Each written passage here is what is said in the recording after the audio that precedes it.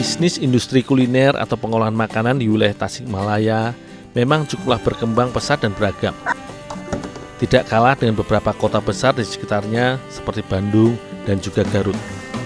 Di kota yang juga dikenal sebagai kota pesantren ini, industri kuliner bergerak hampir di segala lini, mulai dari penyedia bahan olahan hingga pengrajin olahan makanan atau jajanan, baik dalam skala besar atau pabrikan maupun dalam skala industri rumahan.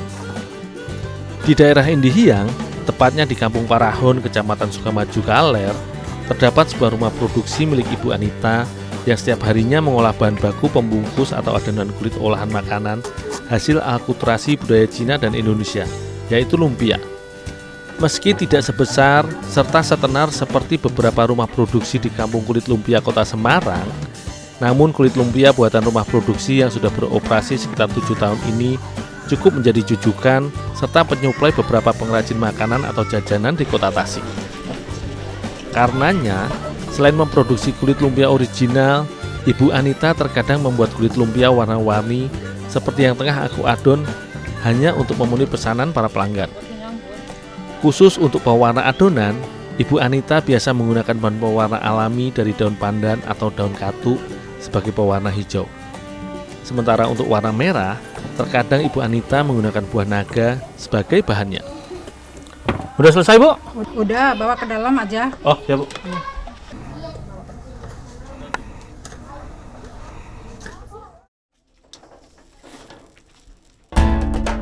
Dalam proses pembuatan kulit lumpia, meski terlihat sederhana, namun butuh ketangkasan serta ketelatenan.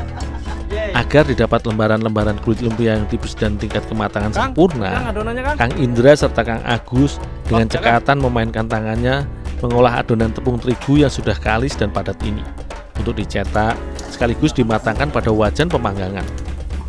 Hampir setiap hari, rumah produksi yang memulai proses produksi mulai dari pukul 5 pagi dan berakhir pada pukul 3 sore ini mengolah sekitar 1,5 kuintal tepung terigu untuk dijadikan bahan adonan kulit lumpia ini. Bagi masyarakat Tasik, lembaran tipis dari tepung terigu ini merupakan bahan baku dari salah satu olahan tradisional yang masih cukup digemari, yaitu cibai.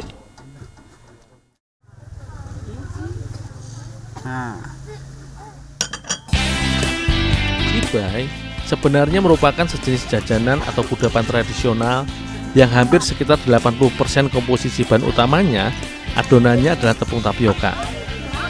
Namun sebagai penambah cita rasa pada olahan yang sering disajikan pada pagi hari atau dinikmati sebagai teman untuk minum kopi ini, diperlukan racikan bumbu sederhana agar lebih nikmat ketika disantap.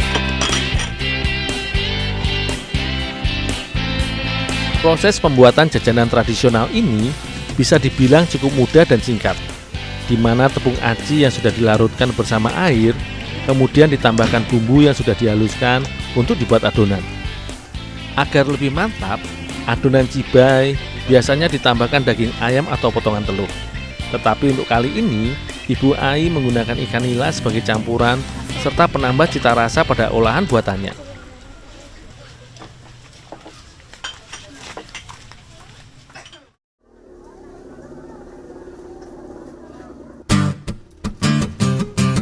Tahapan pembuatan cibai sebenarnya tidak jauh berbeda dengan proses pembuatan cireng yang juga menjadi jajanan khas dari wilayah Jawa Barat, di mana adonan aci dimatangkan atau dibuat bubur terlebih dahulu sebelum menuju proses berikutnya.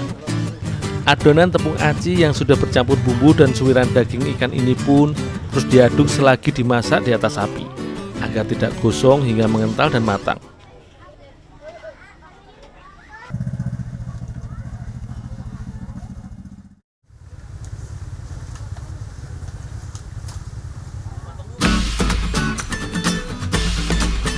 Jajanan ini dinamakan cibai, di mana merupakan kependekan dari istilah aci ngebrabai, atau yang berarti adonan cireng yang masih basah. Karenanya, adonan bubur aci yang direbus hingga matang dan teksturnya mengental ini pun dibungkus layaknya dengan adonan kulit lumpia yang aku buat tadi, layaknya proses pembuatan olahan lumpia.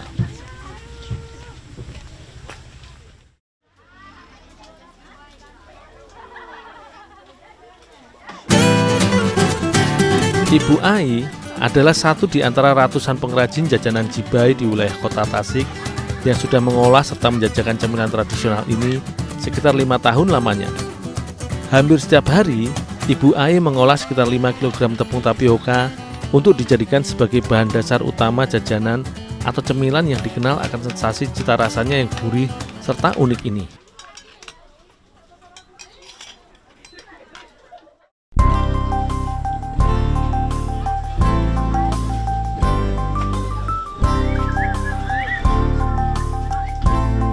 Cemilan tradisional khas Tasik ini bisa dibilang memiliki sensasi cita rasa yang cukup unik, di mana adonan cireng yang kenyal dan basah berpadu dengan balutan kulit lumpia nan renyah dan gurih.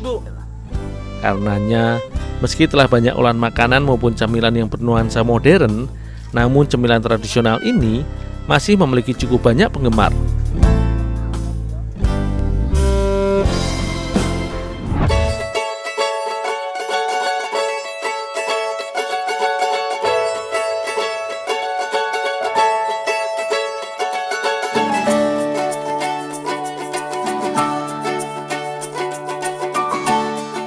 Hari ini, aku dan Teh Tria mencari biji jayanti di Desa Mangku Rakyat, Garut, Jawa Barat.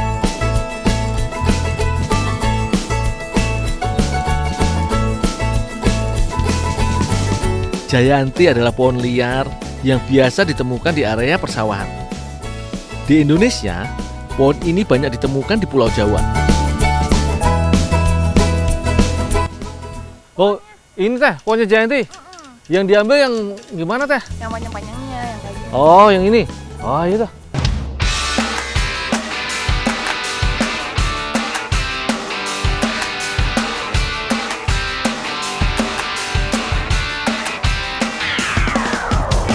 Banyak gak Dul di atas? Banyak teh. Hati-hati ya. Ya teh.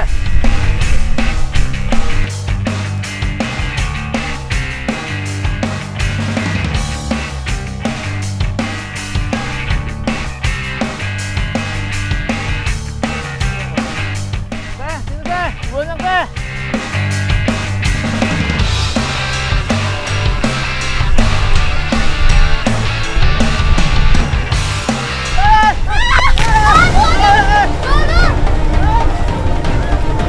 Dul, gak apa-apa Dul. Bisa berdiri nggak? Bisa teh. Ih, udah aja pulang aja. Udah banyak kok.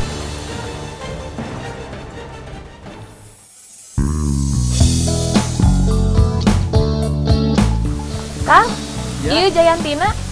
Ya suruh Bundul aja kupasin. Ini kupas semua kan? Iya, semua ada. Oh, ya Kang.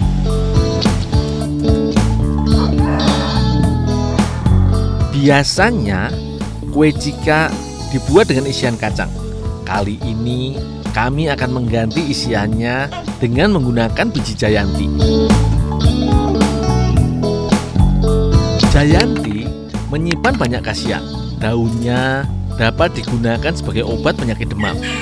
Bijinya bisa digunakan untuk mengobati kepala pusing, keguguran, juga batuk. Walau banyak khasiatnya, tapi rupanya jayanti belum dimanfaatkan dengan maksimal.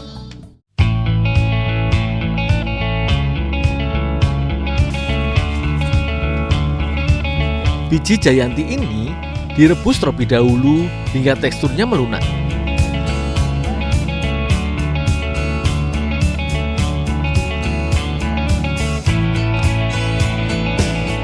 Setelah sudah cukup lunak, jayanti ditumbuk hingga benar-benar halus. Tak lupa, aku menambahkan gula halus sebagai penambah rasa manis.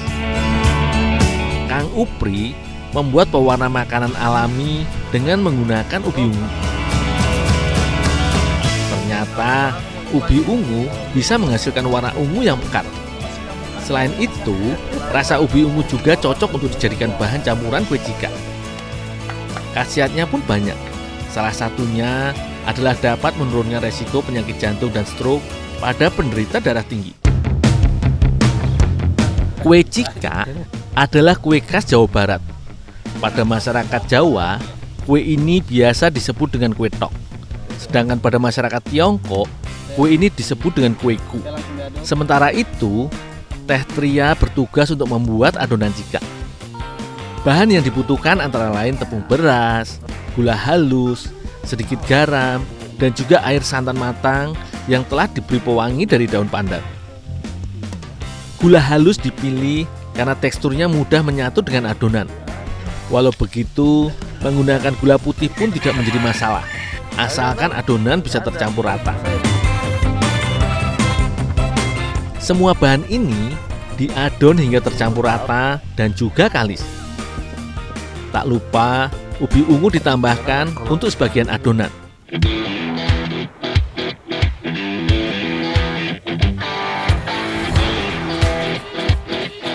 Memang di beberapa daerah, kue cikak dicetak dengan menggunakan cetakan khusus. Tapi dulu belum ada cetakan khusus. Kue cikak hanyalah dicetak manual dengan menggunakan tangan seperti ini.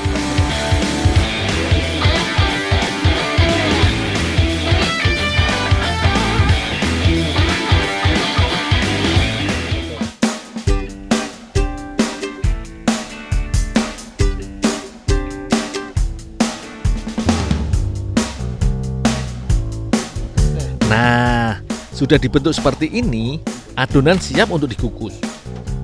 Kurang lebih membutuhkan waktu 15 hingga 20 menit hingga adonan matang.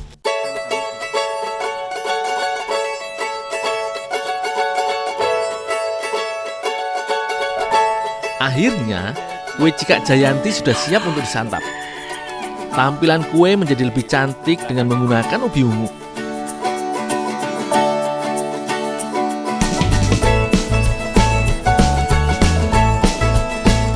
Tekstur luarnya lembut dan empuk, cocok sekali berpadu dengan isian Jayanti di dalamnya. Rasa manis adonan cikak terasa nikmat. Semakin nikmat saat menggigit bagian dalam kue cikak yang empuk dan gurih. Semoga dengan adanya olahan cikak Jayanti ini, Jayanti dapat diolah menjadi berbagai macam panganan.